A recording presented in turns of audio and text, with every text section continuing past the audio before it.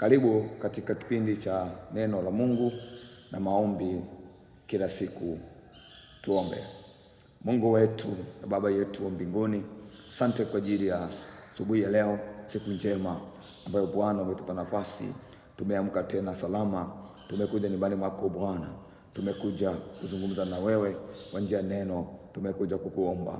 Tunakuomba Roho Mtakatifu uwe nasi, utuongoze, utufundishe, utuelekeze katika jina la Yesu na kwa damu ya mwana kondoo. Baba, ninaomba kwa ajili ya msikilizaji wangu huyu, ninaomba Bwana ukamuongoze, ukamsikizishe kwa Roho wako neno lako hili Bwana, katika jina la Yesu na kwa damu ya Yesu tumeomba na tunakushukuru Mungu wetu. Amen. Ndugu msikilizaji, karibu katika kipindi cha neno na maombi.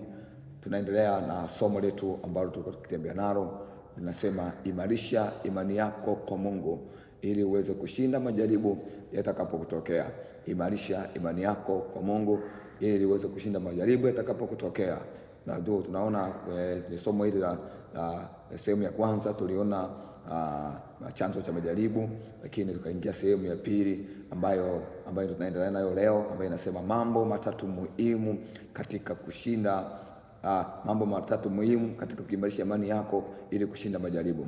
Mambo matatu muhimu ili kuimarisha imani yako, mambo matatu muhimu katika kuimarisha imani yako ili uweze kushinda majaribu. Tuliona jambo la kwanza, tulisema kwamba pendo lako kwa Mungu wako liwe na nafasi kubwa kuliko vitu vingine. Leo jambo la pili ambalo tunaliangalia katika sehemu hii ya pili, jambo la pili tunaangalia maisha ya toba na kuepukana na uovu.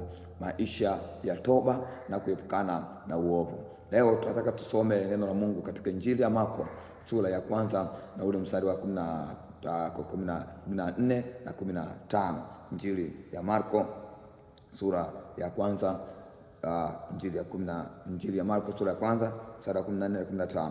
Hata baada ya Yohana kutiwa gerezani, Yesu akaenda Galilaya akihubiri habari njema ya Mungu, akisema, wakati umetimia, ufalme wa Mungu umekaribia, tubuni na kuiamini Injili. Tubuni na kuiamini Injili. Mungu alibariki neno lake. Amen. Ndugu msikilizaji, kati ya vitu muhimu ambavyo vitu muhimu ambavyo vitakusaidia kuimarisha imani yako na hatimaye kushinda majaribu, kushinda matatizo na kadhalika, ni maisha ya toba na kuepukana na uovu. Maisha ya toba na kuepukana na uovu. Tunaona misali hii inatuambia kwamba hata Yohana alipotiwa gerezani, Bwana Yesu anapewa habari za Yohana amewekwa gerezani. Huko alipokuwa Galilaya, alikuwa akihubiri habari njema za ufalme. Anahubiri habari njema za Mungu, habari njema za ufalme. Yesu anawaambia watu, tubuni na kuiamini Injili. Tubuni na kuiamini Injili, kwamba ufalme wa Mungu unakaribia. Tubuni na kuiamini Injili. Tubuni na kuiamini Injili. Nataka niseme jambo hili ya kwamba kati ya jambo ambalo litakusababisha uweze kutoka kwenye majaribu, kwenye matatizo ya kiroho, matatizo mengine, ni ufalme wa Mungu kuwepo kwenye maisha yako. Ni ufalme wa Mungu kuwepo kwenye maisha yako. Ufalme wa Mungu kwenye maisha yako unakuja kwa namna ipi? Ufalme wa Mungu kwenye maisha yako unakuja kwa namna ya kuishi maisha ya toba, kutubu na kuacha dhambi na kuacha maovu na kuacha mabaya. Toba inauleta ufalme wa Mungu kwenye maisha yako. Toba inauleta ufalme wa Mungu kwenye maisha yako.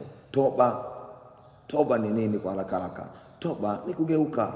Toba ni kugeuka, ni kubadilika, ni kugeuka mawazo, maneno, kubadilika mwenendo, tabia, mtazamo, mwelekeo wa maisha yako, kubadilika kubadilika kutoka kwenye hayo maisha maovu na kumwelekea Mungu, kubadilika. Toba sio maneno tu, ndugu msikilizaji, kwamba toba ni maneno tu ambayo tunayakiri, tunayasema. Toba pamoja na maneno ambayo tunayasema, tunayakiri, lakini toba la moyo ni kubadilika. Na toba ambalo maisha ya toba ambayo yamekuletea mabadiliko yanauleta ufalme wa Mungu. Bwana Yesu anamwambia ufalme wa Mungu umekaribia, unakuja. Ufalme wa Mungu unakuja, lakini ufalme wa Mungu utawezaje kuja kwenye maisha yenu? Tubuni na kuiamini Injili, tubuni na kuiamini Injili. Ufalme unakuja mahali ambapo watu wanatubu, watu ambao wanatubu na kubadilika mioyo yao, na kubadilika mitazamo yao, na kubadilika fikira zao, na kubadilika matendo yao. Wanapobadilika matendo yao na kuacha matendo mabaya, tendo maovu, wanaacha fikira mbaya, wanapotubu na kuacha hayo mambo yote mabaya, wanauleta ufalme wa Mungu kwenye maisha yao. Unauleta ufalme wa Mungu kwenye maisha yao. Ufalme wa Mungu ukija kwenye maisha yako, nasikiliza nikwambie ndugu msikilizaji, ufalme wa giza unaondoka. Mimi sijui wewe Yohana wako ambaye amewekwa gerezani ni nini ambacho kimewekwa gerezani? Ndio Yohana wako wewe unanitazama, unanisikiliza. Kuna Yohana wako yupo gerezani, lakini huyo Yohana anawezaje kutoka gerezani? Ufalme wa Mungu ndio utakaomtoa gerezani. Inawezekana Yohana wako ambaye yuko gerezani ni maisha yako kimaendeleo, ni maisha yako kielimu kama ni mwanafunzi, ni maisha yako kiroho, maisha ya kiroho, maisha yako pengine ni mahusiano, pengine ni kazini, ni maisha yako kiafya, unasukwa na magonjwa na kadhalika. Tubuni, ufalme wa Mungu unakaribia kuja. Ufalme wa Mungu uko njiani ndugu msikilizaji. Tubuni na kuamini. Mkitubu na kuamini, ufalme wa Mungu utakuja. Utakapokuja kwenye maisha yako, nataka nikwambie huyo Yohana wako ataachiwa gerezani, atatoka gerezani. Nataka nikwambie kama ni magonjwa yanafunguka, kama ni vifungo vinaondoka, kama ni mateso yanaondoka.